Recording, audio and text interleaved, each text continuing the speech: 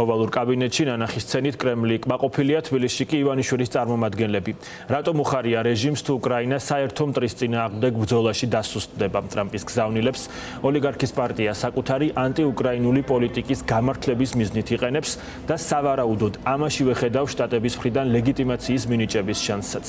რამდენად საფუძვლიანია ეს მოლოდინი, სალომე ლაბაძე მოისმინა ექსპერტების შეფასებები, გაგვაცნობს რეჟიმის ლიდერების ვრცელ ანტიუკრაინულ განცხადებებსაც.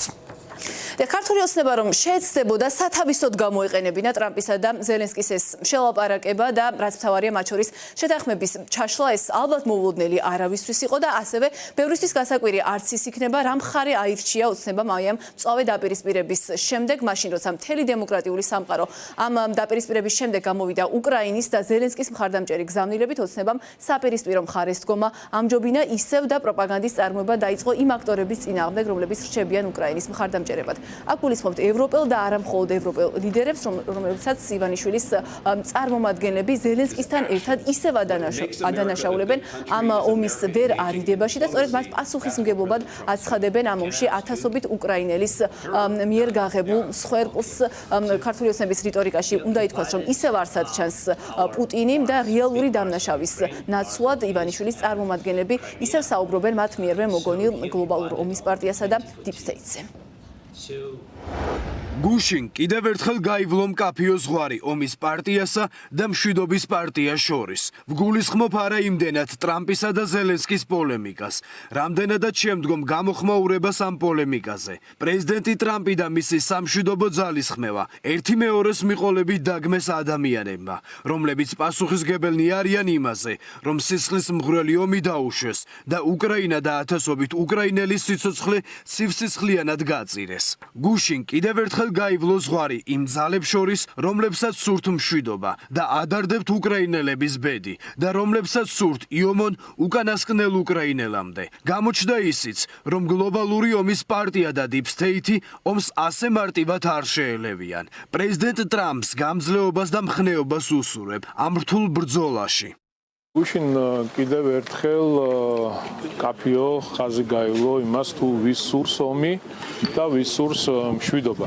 ნუ ეხა პოლემიკაზე რაც გუშინ ვიხილეთ, ამაზე არ გავაკეთებ რაიმე განმარტებას, რადგან ყველაფერი ისედაც ხადდანათელია, თუმცა უფრო საინტერესოა ამ პოლემიკის შემდეგ გამოხმაურებები. როგორც ქვეყნის შიგნით ჩვენ ვიხილეთ უსამშობლო ადამიანების მხრიდან გაკეთებული განცხადებები და კიდევ ერთხელ ცხადყოფს ეს თუ ვის სურდა რეალურად ომი, როგორც ქვეყნის შიგნით და ასევე ქვეყნის გარედაც. ყველაფერი ცხადი და ნათელია. ჩვენ ღიად ვამბობდით ამ ყველაფერს, რომ არის გლობალური ომის პარტია, რომელსაც სურს მსოფლიოში სხვადასხვა ქვეყნებში ომის წარმოება.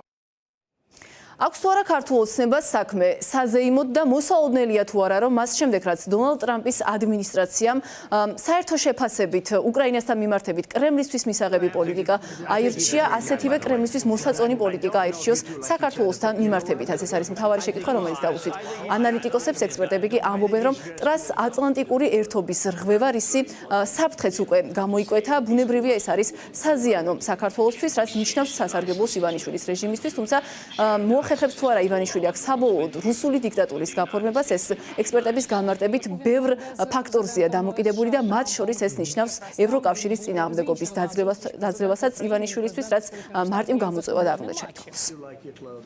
ქართული ოცნების ინტერესი და საქართველოს ინტერესი ძალიან განსხვავდება ერთმანეთისგან, რა თქმა უნდა. გუშინდელი შეხვედრა იყო საქართველოსთვის არასასურველი, რა თქმა უნდა, შედეგით დასრულდა, იმიტომ რომ აქ სახეზეა გახლიჩა, უბრალოდ უფრო ფართოდ რო შევხედოთ, გახლიჩა ტრანსატლანტიკური ერთიანობის. იმიტომ მოწონს ეს ძალიან ოცნებას ეს სიტუაცია, იმიტომ რომ თეორიულად თუ თქვათ შენარჩუნდება აი ეს ბზარი ტრანსატლანტიკურ ერთობაში და ამერიკა დისტანცირებას მოახდენს ევროპული საქმეებიდან, მარტო ევროპას გაუჭირდება დემოკრატიის დასვა კონტინენტზე. რა თქმა უნდა, რაღაც შანსები აქვს ამ შემთხვევაში.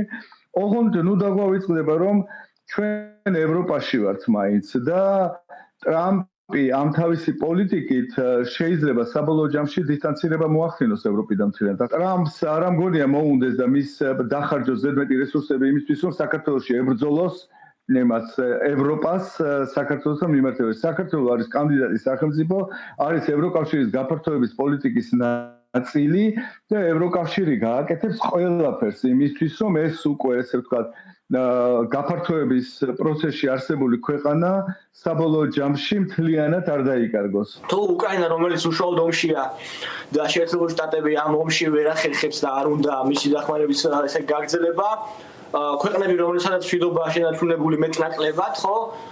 იქ რა უნდა ვთქვათ, როდესაც ჩვენ გვაქვს მისი სამომავლოდ ამერიკის მხარდაჭერის იმედი.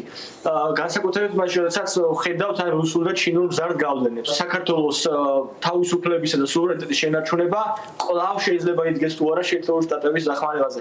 აი ეს კითხვა დაისვა ჩვენთვის და სამწუხაროდ ჯერჯერობით პასუხი არ მაქვს. ჩვენ არ ვიცით ახლა შეერთებული შტატების პოზიცია რა იქნება საქართველოსთან მიმართებაში თუ წინა წლებში ხართ უჭერდა საქართველოში დემოკრატიულ ასე ვთქვათ რეფორმებს დღეს სამწუხაროდ ეს შეიძლება აღარ კონდეს ეს მხარდაჭერა და აქედან გამომდინარე ალბათ საჭირო არის თვითონ ქართულმა საზოგადოებამ და ქართულმა ხალხმა გადადგას გარკვეული ნაბიჯები იმისათვის რომ შეიცვალოს ქვეყანაში არსებული რეალობა და ბუნებრივია რომ ევროკავშირი გამომდინარე იქიდან ჩვენ ფორმალურად ჯერ კიდევ ვართ კანდიდატი ქვეყანა ალბათ შეეცდება გარკვეულწილად დაეხმაროს ქართულ დემოკრატიას. შეერთებული შტატების ახალი ადმინისტრაციის ფოკუსი ახლა მთლიანად უკრაინისკენაა მიმართული, საქართველო კი განსახილველ საკითხებს შორის ჯერჯერობით არ იკვეთება, რაც ნიშნავს იმას, რომ ამ მოცემულობით ბიძინა ივანიშვილი ისევ სანქცირებულია შტატების მიერ, როგორც რუსეთის ინტერესების გამტარი და ასევე შეგახსენებთ, რომ ივანიშვილის და მისი რეჟიმის წინააღმდეგ შეერთებულ შტატებში ინიცირებულია ორი საკანონმდებლო ინიციატივაც, მათ შორის ტრამპის თანაგუნდელის რესპუბლიკელი კონგრესმენის ჯო ვილსონის მიერ. სალომე ლაბაძე საუბრობდა პირდაპირ ეთერში, მადლობა.